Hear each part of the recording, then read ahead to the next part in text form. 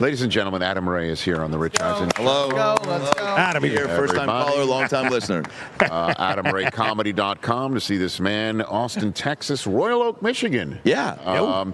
I know that town very well. Minneapolis and Cary, North Carolina, just naming some of the dates. Carolina, you got to start getting a little more active with your online purchases. Those are the only tickets that are a little low. Vegas, March 20th at the Wynn, that's doing okay. But Cary, North Carolina, this is how you figure out where your people are and what your demo truly is. Well, may I offer some insight, potentially? No, we're okay. Chris, Chris, can you tell me? Yeah, please, go ahead. Is that North Carolina might be rooting for Drake May, and you're traipsing around talking about the Seahawks. Traipsing around. I'm just saying that might be suppressing some people who want to see Adam Ray and his Seahawks color. I didn't realize I have no idea if there is a cause and effect here, or they just might be slow to This is why you're the best in the biz, Rich. You're probably spot on. I didn't realize that promoting my passion was going to be such a deterrent to my fans. Promoting my passion will be the name of my next special. You heard it here first. I don't know if it's going to get anybody to watch it, but the people in Cary, North Carolina will. That's all that matters. Oh my gosh! Yeah, but you just be you, man. You let your freak flag fly, man. I don't know. But come on, Cary, North Carolina. Get on the stick here. The last AdamRayComedy.com. North Carolina. I love that you just had on Steve Smith. Shout out, Living Ledge. He and I played against each other in the 2019 NBA Celeb All-Star Game, and I know you're like, Adam, you were in that, but you're not a celeb. But so but I got to play in it with Brad Williams, who's a great comedian. Thought he was going to be here. He thought he and I were going to. He's a Bronco fan. We're going to run it back like we did in 2013. He had his tickets purchased. Oh boy. He had his high chair all set for the plane. Oh boy. He had his reacher stick, for the to put his bag in the overhead compartment, which is actually a joke. Brad throws his bag into the overhead compartment. Sarah Tiana, who is here, can attest to that. I think if you know Brad, you know that when I first started traveling with Brad back in the day when we started hanging out, and I would open for him, and I didn't know the protocol. I was like, I'm standing behind him, and he's about to get his bag up, and I was like, oh yeah, this might be an issue. And I go, here, I got you. He goes, nope, I got it. And I was like, okay. And then he literally just just Doug Flutie's it up into the impressive. Very impressive. Jeez, because that could go anywhere if it doesn't hit the bin, It could go anywhere. It could hit an old lady, which would have been very funny, but also dangerous. But Brad is, a dwarf. The mystique around a little person will never get old. And Steve, I'm trying to, reminisce, and I go, we played against each other, and he's like, oh man, I don't remember. It's a long time ago. I go, remember I was there with Brad, the little guy? He goes, oh yeah. Now I remember. Immediately. Nobody forgets dwarf. Fantastic. And but I told Steve, I go, I don't know if you remember this one play, but yes, Adam, we were jumping a jump ball at the end of the game. So hold on a second. A radio audience just rejoined. Adam Ray is here on the Rich Eisen Show. You're recounting you played with Steve Smith against Steve Smith? I'm doing the Rico from Napoleon Dynamite, and I'm recounting old days of my athleticism. Okay. So I'm talking about 2019 Charlotte, and Steve was like, who are you? And but Steve and I played against each other in the NBA Celeb All-Star Game, and there was a jump ball at the end of the game, and I think we were down by one. It was one of those classic games that you want every NBA All-Star game to be, whether it's celeb or non, where people actually give a crap towards the end. Sure. So everyone's playing for something, pride, whatever it is. And Steve and I are jumping, and I, as the ball went up, turned and threw my body into him to box him out. No way. And he took a hit. He's a brick wall. Yeah. He took a hit. I got the jump. And then he goes, Jesus, man, take it easy. I go, you're an athlete. I'm trying to be one. And then we end up losing. But earlier in the game, Bad Bunny was trying to make a long cross-court pass to me as I'm coming around. In my head, I'm like, Bad Bunny sees me. He makes eye contact. He licked his lips, which I don't know why he did that, but I was having a good hair day. Yeah. And so he throws the ball to me, and I'm thinking I'm just going to catch, turn, and just John Paxton it up. And here comes Steve Smith with incredible closing time, as we all know. And he comes around and deflects the ball away and steals it, but he popped my pinky out of place. And I remember screaming. I'm so glad they didn't have me mic'd up, because it was not my... Screeched? Did you screech? I screeched. My wife at the time would have left me and been like, that's not what a real man sounds like. But so then I told Steve, I go, you dislocated my pinky. He's like, how you doing now? I go, a little bit better, but it still hurts. He's like, all right, man, good to see you. Anyway, that story. And you hadn't seen each other until this day. Until this day. So interestingly, this is what you do, Rich. You bring people together. You, Steve. Speaking of bringing people together, Cary, North Carolina. Ladies and gentlemen. March Ladies and 11th gentlemen. and 12th. Adam Ray Comedy, telling stories, and you, Steve Smith Sr. and Bad Bunny are all at Super Bowl 60. Go figure that. Look at this. What crossroads? It's all about crossroads. Do you remember me? I have a picture with Bad Bunny. Let's cut to it. We don't have it. But it's Brad Williams when Bad Bunny walks into our locker room, and Bad Bunny walks in with all this bling, and Brad goes, "Here, Mr. Bunny, let me hold that for you." And he immediately starts laughing and just undoes it and puts it around Brad's neck. And I was right behind him, and one of the photographers took a picture, and it's pretty incredible. He was super sweet, and I think he's going to crush the halftime show. Obviously, this is what we got coming up this weekend. So we saw you just a couple weeks ago, Adam, Ray, and I mapped it out for you. I mapped it out. Because you're coming off your bye and you're getting a little bit nervous because here come the Niners after beating the Eagles. They won and done the Eagles.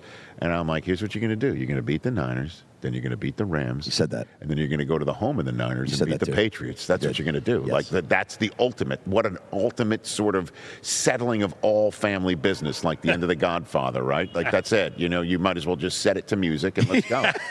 and you're like, you got all fired up about it. And look what's playing. Look what's happening. Look what happens when you know. I'm not a true believer. If you manifest it and you put it out. I don't have crystals. I probably will become that person in my 60s, but this feels like the way it's supposed to happen. And you putting that out there, Rich, felt like a fun thing to say on the show. Yes. And the fact that it's actually happening, is wild. Yeah. And I know Brock loves his Pats, and you're feeling strong. You seem oddly confident for a team that I think is going to just get trampled over. But trampled over. And I love you too. But I think friendship goes out the window on Sunday. I think. I was eerily confident for the Hawks-Niners game when we beat them. I think 13. No, the first playoff game. The playoff game. Yeah. People kept asking me, and I was like, you never know. I didn't want to get too high, too low. And then I'd say 2 days prior, I was like, I honestly think it's going to be a beatdown. I think our D is just too fast and quick. We're at home. Them being beat up, obviously is a factor, but they still any given Sunday. And then what happened, and, the Rams obviously was the true test. It is, Super Bowl Sunday. Anything can happen. We haven't played you guys. But I think I just think that our D is going to get to Drake May a little too quick and a little too fast and a little too much. And I think at 23 years old, all this kid knows is TikTok and butt chugging, and he is going to he's going to just be like, that's not how he sounds, but he's going to be like me when I got my pinky dislocated times 10. Okay. He's going to see the real ghost. He's going to scream Casper and pay homage to Sammy D, and and it's going to be a day that he'll never forget. Just like the Chargers D was supposed to do, and the Texans D I heard so much about. Okay, here we go. Yeah, okay. That was supposed to be the best in the league. Okay. Just like those did? Yeah. Just like those did. Got it.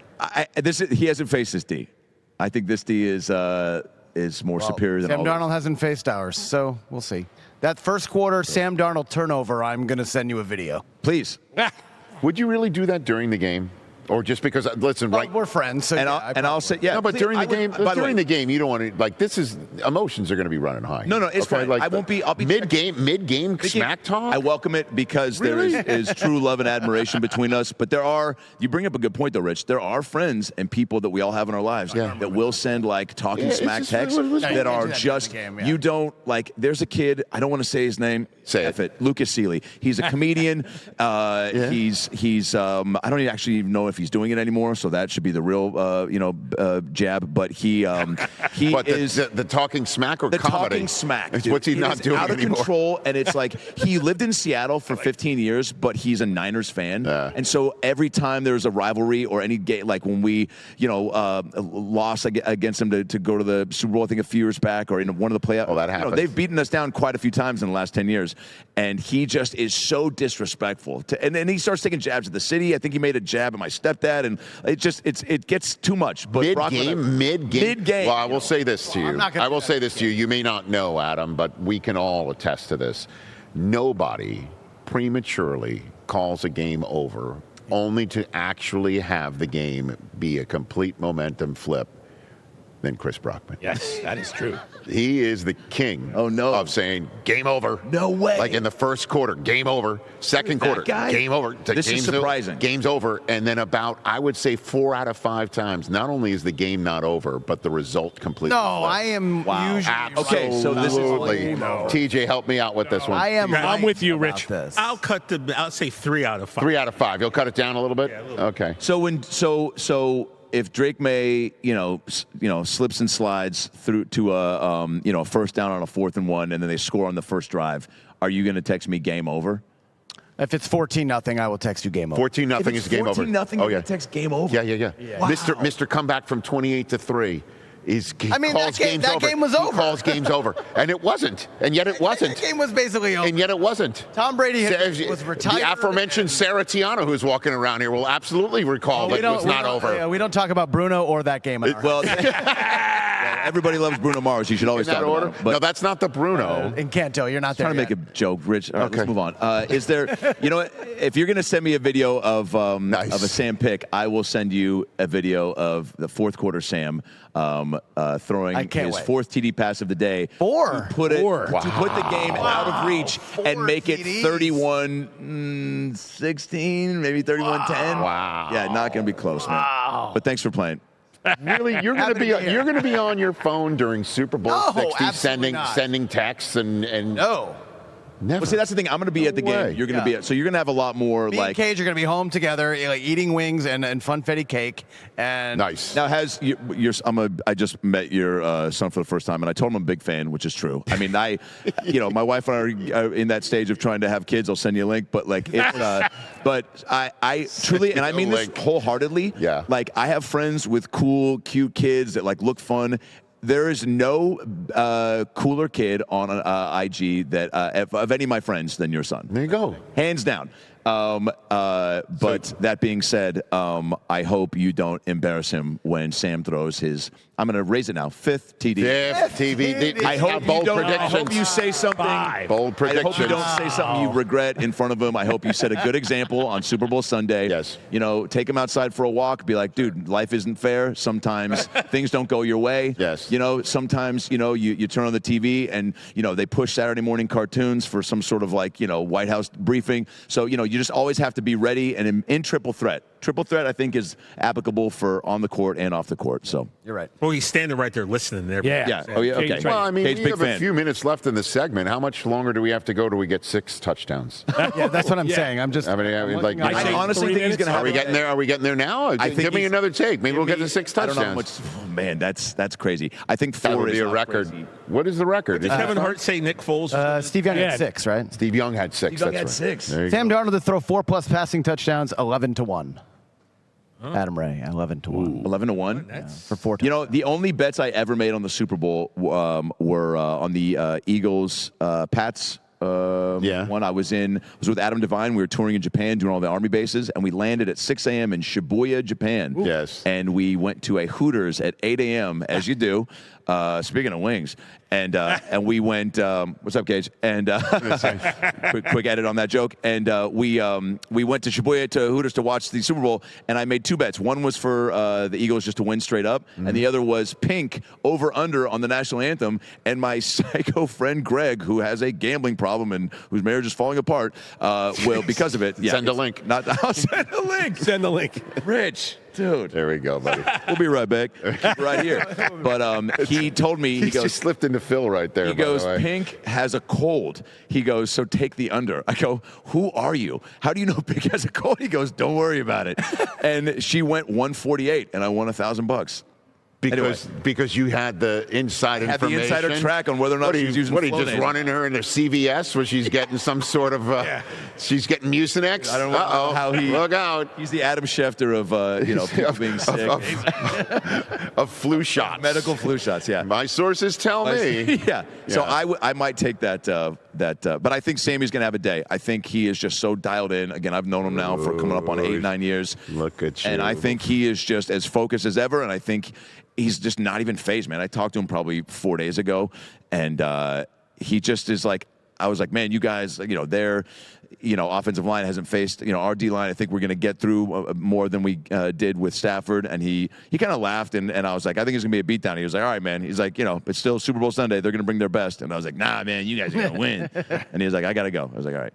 Who's going to show up more, though, in the stadium? Is it going to be... I would imagine it's going to be Seattle. I see. You guys don't travel well. We travel incredibly. No, Patriot fans travel very well. They travel. Nobody travels like Niner fans, though. That's for sure. Yeah. It's only an hour flight for us. That's it. 5, 6 for you guys. I mean, yeah, it is a bigger trip. I actually hope it feels like a road game because you Patriots haven't lost are 9-0 on the road this year. guy, man. Wow. Yeah, there you go. Got a point. I know. Yep. But I also think I heard a stat. It was like 40% of the time Drake May gets pressured, he gets sacked. There's also the Patriots. Is not great. Patriots don't lose in these uniforms. Also, all white uniform. Although Seattle makes Super Bowls when they choose a new pope. What are some other things that we heard this week that we have no idea? Starting quarterbacks with initials DM are 0-2. Oh, is that right? And if your name has less than 5 letters, you're 0-6. So not good for May. Who pulls these stats? I don't know. Bored people. Yeah, but very bored people. It makes, when you guys are out here for a week, just yapping around, you need fun anecdotes like that to fill the time. We need the game to start, man. Yeah, need the game. How can you make a pick, or do you have to stay pretty neutral? I'm going to make a pick. But not till Super Bowl Sunday. Well, I mean, sure. Probably not till tomorrow's show because I don't want to give too much of a tip to the game day morning guys. I love that. I'll be honest though, I'd be stunned if I don't know who's taking the Patriots on Sunday. I don't know. A lot of people are. A lot of people are not. Walking around Media Row, a lot of people were telling me, like, Hawks was doing Cam Hayward's pod, Joey Porter was there, and he goes, I got to root for the Pats because my nephew's on the team. Oh. And then he said, he's like, but I think the Seahawks have the edge. He's like, but I'm going to go Pats. And I've heard that more than I thought I would. But I also like that. The way it was in 2013 when no one picked us and everyone picked the Broncos. You don't want, I don't know. How do you feel? Do you want the hype? Do you think they're probably just so it doesn't matter. Immune? The thing is, it's totally beyond mattering now. Now it's all just hunkering down, have the right game plan, be able to execute it. Yeah. And in all honesty, the Rams could have easily been here if something went different on those two third and fourth down plays inside the 6-yard line. Entire seasons come down to executing in the moment. And the Seahawks did a better job of it. And they're here as opposed to the Rams because of that just one microcosm, one small moment. And I don't know who that moment is going to be for on Sunday night. And it all comes down to that, man. But it won't matter if Darnold's already got 6 touchdowns. 6 touchdowns by the third quarter. K9's got by halftime. Where are we going here? Yeah, that's crazy talk. But I don't know. That's I think K9's going to go for over 100. I think Ernest Jones is going to have his 6th pick of the year. And I think. Okay. I just think the D is just gonna be a shutdown city, and Seattle's gonna be the mayor. Seeing Puka Nacua, by the way, playing the flag football game made me so happy. I mean, what an emotional roller coaster. Literally, you're at the Super Bowl and you're like, I should be here playing, and you're playing in a flag football game. But you know what? I'll give him credit. He was bouncing around, having a good time. I don't know if he was on 4 Loco or Plan B, but he was like, he had that Winnie the Pooh Tigger energy, where he was just bouncing around. Oh, yeah. He's got very youthful. I mean, he's also, 22? He is. He's a very young kid. Incredible, by the way. Shooting shots, saying he loves skydiving to Sydney Sweeney. Oh, yeah. What is he doing? She's trying to go skydiving. Going for it. Wait, so he wants to go skydiving with Sydney Sweeney? No, she tweeted out that she loves skydiving, or she wants to take up skydiving, and he's like, I like skydiving. What she likes in men or something, and Puka was like, I like skydiving. I'm the skydiver. Bro, shoot your shot. You gotta shoot your shot. You gotta shoot your shot. It's so funny. Mike. My buddy Norm, who's here with me, was shout out to Norm, Ravens fan, so big Mikey McD fan, and he goes, I was at a restaurant in Venice, and he's like, I had a very attractive waitress, and we started chumming it up, and he's like, I got her number, and she goes, hey, so I just want to let you know, I am talking to somebody else. And he was like, oh, all right. And she was like, yeah, it's somebody on the Rams. And he was like, oh, is it Puka Nacua? And she goes, I'll be back with your egg rolls. It is. So, but I told Norm, I go, you should have told her he's not going to have time for you. This guy's too busy. I got all the time in the world. All I'm doing is traveling with Adam Ray and getting him coffee. So that's right. And he's playing flag football. He's playing flag football. So Norm's packing more heat, and he's got a sweeter smile. So. All right, final score. Give me the final score. Final score. What do you got? Final score. Final score. If you're right, again, the rule here is if you're right, we'll repeat it. If not, it never happened. What do you got? Well, first of all, I love you guys. Thank you for always opening your arms and hearts to me to be on the show. It's always so fun. And to be able to be here, we were here last year, and that was also just as fun, but it's extra special and extra, just exciting to be talking about your own squad. Mm-hmm. Everybody knows what that feels like. But there can only be one winner at the end of the day. And I think the Seahawks are going to have a defensive masterpiece of a game. And final score. See, that's the Puka Nakua. Yeah. Do you want to go skydiving horn? That's I think it's going to be. The word horn is in the word. I think it's going to be Seahawks final score 28, Pats 21. Oh, well, that's not a defensive. 28-6 would be like. Sorry, Seahawks 28, Pats 9. Okay. You're not going to get double digits. Hey,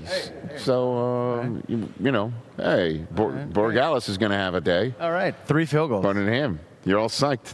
All right, we're on it. AdamRayComedy.com. February 6th and 7th in Austin, Texas. Yep, this weekend. So I fly out tomorrow morning. And then you come back? Fly back Sunday morning like it's Dude. I didn't feel like canceling on Joe Rogan. He's not a big sports guy. I'm not even sure if he knows what football is. So I just was like, I can't. That's a joke, Joe. Don't beat me up. But he... the shows sold out quick. I couldn't move them. Okay. So I'm going to fly out tomorrow, fly back Sunday, go right to the game. We have our bags being dropped off, and I'll go right to the tailgate. And Royal Oak, Michigan. Why not spend Valentine's Day in Minneapolis with you? Of course you do. And then Cary, North Carolina. I've been told that show's almost now sold out. Too soon. Look at us. Look at you just tugging at the heartstrings. AdamRayComedy.com for all those tickets. Australia, I know you're big Eisen fans. I'm coming there in June to do Dr. Phil's and stand up, and then Canada. And then my Netflix podcast starts in March. So check that out. But Adam Ray Comedy for all the TikTok, Instagram BS. Adam. Cage, any last words? Everybody. Cage just gave me the thumbs up in the corner. Hey. Hey, you made it all the way to the end. Thanks for that. Check us out every single day streaming live on Disney Plus and the ESPN app 12 to 3 Eastern.